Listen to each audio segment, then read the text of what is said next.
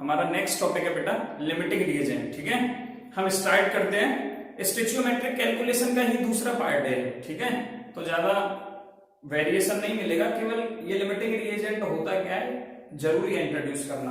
इसकी डेफिनेशन मैंने बोर्ड पे लिखी है, the reactant which gets consumed limits the product amount of product formed and therefore is called the limiting reagent. मतलब कि मान लो मेरे पास एग्जांपल ले रहा हूं मैं, अभी इसी का मैं न्यूमेरिकल भी कराऊंगा एक। ठीक है, मान लो ये मेरे पास क्या है बेटा 2NH3 है। ठीक है, सीधा साधा मतलब है, इसको भी छोड़ो। ठीक है, इसमें थोड़ा सा कैलकुलेशन में गड़बड़ हो जाएगी कि मेरे पास कार्बन है और मेरे पास ऑक्सीजन है, रिएक्शन करके कार्बन डाइऑक्साइड बनाते हैं। ठीक है, तो मेरे पास कितना कार्बन है, कितनी ऑक्सीजन है। ठीक है, इन दोनों में से जो कम अमाउंट में रहेगा उसे लिमिटिंग रिएजेंट बोल देते हैं। इन दोनों में से जो कम अमाउंट में रहेगा उसे लिमिटिंग रिएजेंट बोल देते हैं। तो बताओ इन दोनों में से कम अमाउंट में कौन है? एक मोल ही कार्बन का है, एक मोल ही तो ऑक्सीजन गैस का है। ये ऑक्सीजन गैस का मॉलिक्यूल है, ये मत सोचना O2 है तो एक ही मोल पता चलता है यहां जो वैल्यू लगी है आगे। ठीक है, तो कार्बन का एक मोल है, ठीक है, मॉलिक्यूल है, ऑक्सीजन गैस का एक मॉलिक्यूल है, तो ज्यादा डिफरेंस नहीं है। तो यहाँ तो सेम है, यहाँ कोई लिमिटिंग रिएजेंट तुम ऐसे डिसाइड नहीं कर सकते बिना कैलकुलेशन के। ठीक है, लेकिन मैं एग्जांपल दे दूं तुम्हें, मान लो जैसे H2O है, वाटर बन गया, किससे बनता है? हाइड्रोजन गैस और ऑक्सीजन गैस। गैस मतलब O2, एटम नहीं, O2 का हम आधा मोल लेते हैं। तो इन दोनों में से कम कौन यूज हो रहा है? ऑक्सीजन गैस यूज हो रही है। अब जैसे ही ऑक्सीजन गैस खत्म होगी, हाइड्रोजन गैस होने के बावजूद वाटर बनना बंद हो जाएगा। समझने की कोशिश करो, हाइड्रोजन गैस होने के बावजूद वाटर बनना बंद हो जाएगा क्योंकि ऑक्सीजन गैस खत्म हो गई। तो एक एग्जांपल से समझा रहा हूं, जैसे ही ये कंज्यूम हुआ, जैसे ही ये खत्म हुआ है ना, तो रिएक्शन लिमिट मतलब फिक्स्ड हो गई, अब प्रोडक्ट नहीं बनेगा। तो वही तो लिखा है, the reactant which gets consumed limits the amount of product formed and is therefore called the limiting reagent. इसके खत्म होने से अब H2O बनना बंद हो जाएगा, इसलिए यहां पे लिमिटिंग रिएजेंट ऑक्सीजन गैस हो जाएगा। क्लियर? अब हम जो मैं हेबर्स यहां पे नहीं बता सकता अभी, ठीक है, बिना कैलकुलेशन के नहीं बता सकता, नहीं तो यहां भी पता चल जाएगा। ठीक है, अब हम हेबर्स प्रोसेस का, हेबर्स प्रोसेस मतलब अमोनिया की प्रोसेस होती है, उसके एग्जांपल के थ्रू देखेंगे बेटा। तो मैं एक क्वेश्चन लिख रहा हूं, लेट्स स्टार्ट विद क्वेश्चन। ठीक है, लिमिटिंग रिएजेंट को समझने का ये सबसे बेस्ट आइडिया है। एनसीईआरटी का एग्जांपल उठाया मैंने इसलिए समझाने के लिए। इसके बेस पे एनसीईआरटी की एक्सरसाइज में क्वेश्चन दिए हुए हैं, वो तुम्हें अपने आप सॉल्व करने हैं। ये मत समझना कि फिजिक्स की तरह मैं तुम्हारे लिए अलग से वीडियो बनाऊंगा। ठीक है बेटा, और तुम आराम से उसमें से देख देख के सभी क्वेश्चंस को फेयर नोटबुक में उतार लोगे। ये सब 10th तक चलता था, 11th 12th में केमिस्ट्री में तो ये नहीं चलेगा। ठीक है, फिर भी तुम्हारे लिए केवल इतना मैं कर सकता हूं, इस वीडियो के डिस्क्रिप्शन में मैं एक लिंक शेयर करूंगा जहां से तुम एक्सरसाइज के क्वेश्चन, अगर तुम्हें दिक्कत होती है तो तुम उस पीडीएफ को खोल के देख सकते हो। ठीक है, वो डिस्क्रिप्शन में लिंक भी तुम्हें जिस दिन ये वीडियो अपलोड होगी, ठीक है, मान लो ये वीडियो तुम्हें आज मिली है तो डिस्क्रिप्शन में लिंक तुम्हें कल मिलेगी। वहां पे पहले खुद से ट्राई करना है, उसके बाद तुम्हें वो डिस्क्रिप्शन वाली लिंक देखनी है, क्योंकि अदरवाइज तुम क्या करते हो हमेशा की तरह 10th में उसकी कॉपी ली, फटाफट छाप दिया, ऐसे वीडियो में से देखा फटाफट लिख दिया। एग्जाम में क्या करोगे फिर? और एग्जाम में 10th की तरह नहीं है बेटा, कहीं से भी क्वेश्चन आता है, नंबर ऑफ क्वेश्चंस क्रिएट कर सकता हूं, इसलिए कॉन्सेप्ट समझ में आना चाहिए। ठीक है, देखो क्वेश्चन क्या है, 50 किलोग्राम मतलब 50 kg of N2 and 10 kg of H2 are mixed to produce NH3। मतलब रिएक्शन क्या दे रखी है, गिवन। सॉल्यूशन स्टार्ट करते हैं। गिवन क्या दे रखा है बेटा, N2 और H2 मिल रहे हैं। ठीक है, और क्या बना रहे हैं बेटा, अमोनिया गैस बना रहे हैं। पहले तो इस रिएक्शन को बैलेंस करो, 2 नाइट्रोजन है, 2 हाइड्रोजन है, 3 हाइड्रोजन है। 3 हाइड्रोजन को बैलेंस करने के लिए इधर 3 तो लगाऊंगा नहीं, तो मैं इधर 1 लगाऊंगा, कोई फायदा नहीं होगा। 2 लगाऊंगा तो मैं एक काम करता हूं, इधर 3H2 लगा देता हूं। ठीक है, तो कितने हो गए, 6 हाइड्रोजन 2NH3। हाँ, अब बैलेंस है। ठीक है, नाइट्रोजन भी गैस होती है, हाइड्रोजन भी गैस है और अमोनिया भी गैस है, ठीक है। 50 kg दिया हुआ है, गिवन डेटा लिख लो एक बार पहले साइड में। N2 कितनी दिया बेटा? 50 kg दिया, ठीक है। H2 कितनी दिया बेटा? 10 kg। ये याद रखना है तुम्हें, मिक्स टू प्रोड्यूस, और इन दोनों से मिलके NH3 बन रही है। कितनी बन रही है एक तो ये पता लगाना है, कैलकुलेट दी NH3 फॉर्म, ठीक है। अमाउंट कितनी बन रही है, ठीक है। तो एक तो नंबर ऑफ मोल्स कैलकुलेट करने हैं NH3 के कितने बने, and identify the limiting reagent in the production of NH3, ये ऐड कर दिया। अब बताओ इन दोनों में से लिमिटिंग रिएजेंट कैसे कौन सा है? सर अभी जो हमने समझा था डेफिनेशन के हिसाब से, तो आपने साफ साफ बोला था कि जिसका अमाउंट कम दिख रहा है, यहाँ तो नाइट्रोजन का कम दिख रहा है, ठीक है। तो क्या होगा सर? नाइट्रोजन लिमिटिंग रिएजेंट हो जाएगा। रॉन्ग बेटा, ठीक है, क्योंकि लिमिटिंग रिएजेंट मैंने खाली वो एक एग्जांपल से समझाया है। अब मुझे क्या डेटा दे दिया है, डेटा क्या 50 किलोग्राम पहले से ही बढ़ा के दी है क्वांटिटी N2 की, और 10 किलोग्राम H2 कम दिए, तो मुझे क्या नंबर ऑफ मोल्स कैलकुलेट करने पड़ेंगे पहले। इतने किलोग्राम, ये तो रिएक्शन है, लेकिन इनका अमाउंट कितना है, कितनी नाइट्रोजन कितनी ऑक्सीजन, वो ये रहा, ठीक है। तो पहले इनके नंबर ऑफ मोल्स निकालूंगा, फिर देखूंगा किसके कम है किसके ज्यादा है, और उसके बेस पे डिसाइड करूंगा कौन सा लिमिटिंग रिएजेंट होगा। जो कम होगा वो लिमिटिंग रिएजेंट, जो ज्यादा होगा वो नहीं होगा।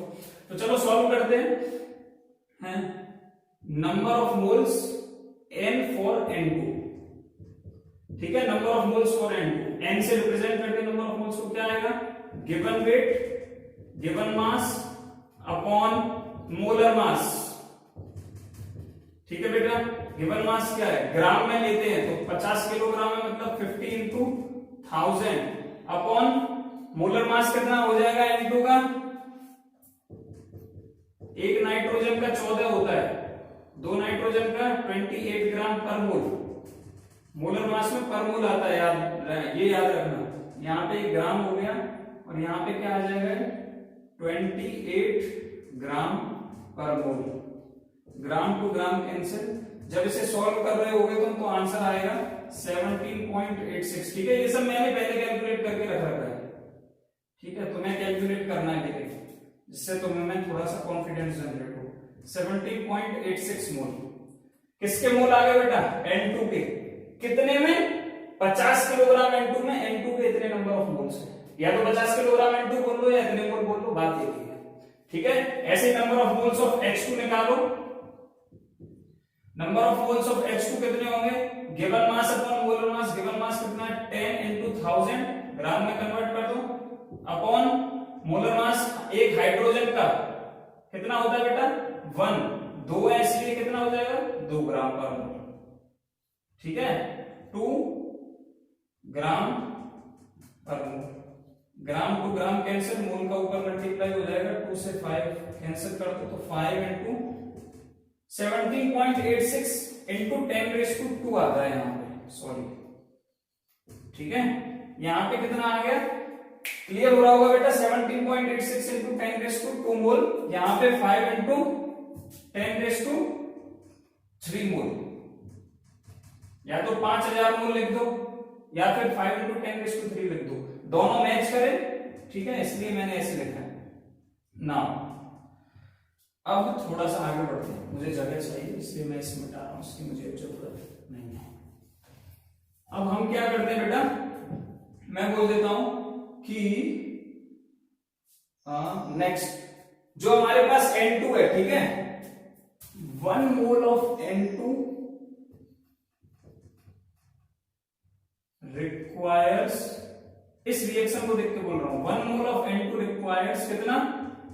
3 moles of H2, 3 moles of H2, therefore कितने? अगर 1 मोल के लिए 3 मोल हाइड्रोजन चाहिए रिएक्शन करवाने के लिए, तो इतने मोल जो कि नाइट्रोजन के प्रेजेंट है वास्तव में 50 किलोग्राम में, उसके लिए कितना? तो 17.86 मोल ऑफ N2 कितना?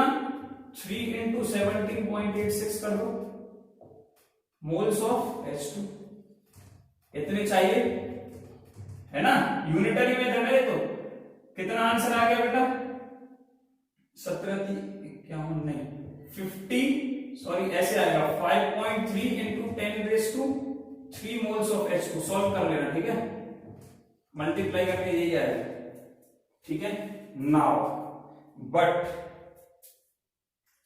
अभी हमने जो 10 किलोग्राम में मोल निकाले थे, एक्चुअली में राउंड यहाँ पे 5 लिख दिया मैंने, ठीक है। कितने आए? 5 इंटू 10⁻³ मोल, जबकि चाहिए कितने? जितनी N2 हमें दी हुई है उससे रिएक्ट करवाने के लिए चाहिए 5.3, मतलब 5 से ज्यादा है, और हमारे पास है कितने? 5। मतलब जब रिएक्शन चल रही होगी तो ये पहले ही खत्म हो जाएगा, और ये पहले ही खत्म हो जाएगा मतलब ये पहले ही खत्म हो जाएगा मतलब ये ही लिमिटिंग रिएजेंट है, और आगे अमोनिया गैस की फॉर्मेशन रुक जाएगी, नाइट्रोजन फिर रिएक्ट नहीं करेगा। But we have only 5 into 10⁻³ moles of H2, ठीक है। बट वी अरे सर ज्यादा कहां डिफरेंस है, 5 है 5.3 है, लेकिन सोचो मैं क्रिकेट खेल रहा हूं, ठीक है, एक बॉल रह गई है, ठीक है, एक बॉल पे चाहे एक ही रन बना 2 रन बनाने मान लो, ठीक है। अब मैं 2 रन नहीं बना पाता हूं, बॉल खाली चली जाती है, हार गया ना, चाहे 2 रन से हारा लेकिन हार गया, ठीक है। तो राउंड फिगर मत कर देना, ज्यादा कंपैरिजन करने की जरूरत नहीं है, खत्म हो गया मतलब खत्म हो गया, ठीक है, पहले खत्म हो रहा है। और एग्जैक्टली 5 भी नहीं आता है, क्यों नहीं आता है मैं बताता हूं तुम्हें। हाइड्रोजन का जो मास है वो एग्जैक्ट 1 नहीं होता है, 1.008 होता है, ठीक है। तो 2 हाइड्रोजन का 2.016 हो जाएगा, तो ये डिजिट 5 से भी थोड़ा सा कम आ रही होगी, लेकिन हम कैलकुलेशन को इजी करने के लिए इसे हाइड्रोजन के मास को 1 मान लेते हैं, ठीक है, इसीलिए 5 आ रहा है। तो ये 5 से थोड़ा सा कम ही आ रहा होगा, समझ में आ रही है बात। बट वी हैव ओनली कितने mole of H2, therefore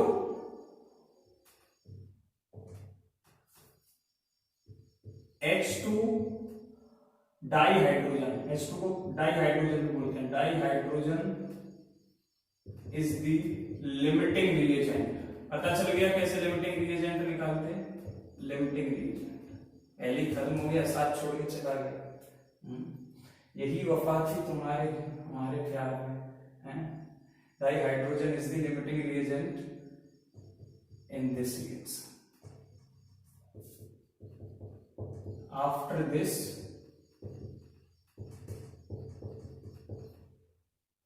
no formation of NH3 ammonia gas, ठीक है। बट एक और चीज निकालनी है कि कितना NH3 फॉर्म हुआ है इतने से, वो भी तो निकालना है। तो उसके लिए अब दूसरा फेज देखते हैं, वो फेज क्या होगा कि भाई आ जाओ, ये लिमिटिंग रिएजेंट वाला पार्ट सॉल्व हो गया। अब कैलकुलेशन करनी है कि NH3 कितनी फॉर्म हुई, तो किस पे डिपेंड करेगा, पूरी तरह से जो लिमिटिंग रिएजेंट है उस पे डिपेंड करेगा, जहां खत्म तो दूसरा चाहे कितना भी हो बनेगा ही नहीं यार, है ना। तो किसके बेस पे निकालेंगे, डाइहाइड्रोजन के बेस पे। तो 3 मोल्स ऑफ H2, ये रिएक्शन थी N2 + 3H2, यहां लिख रहा हूं है ना, ये लिख रहा हूं, इससे मैं को मिटाऊंगा तो दिक्कत ना हो।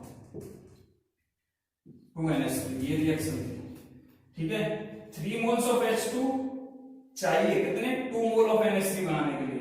3 मोल्स ऑफ डाइहाइड्रोजन इक्वल्स कितने मोल बनाने के लिए, 2 moles of ammonia, 2 moles of NH3, मतलब 3 मोल डाइहाइड्रोजन कितना मोल बना सकते हैं, 2 मोल ऑफ अमोनिया बना सकते हैं N2 के साथ मिक्स करके। लेकिन हमें किससे निकालना है, H2 के रेस्पेक्ट में निकालनी है बात, ठीक है, डाइहाइड्रोजन के रेस्पेक्ट में।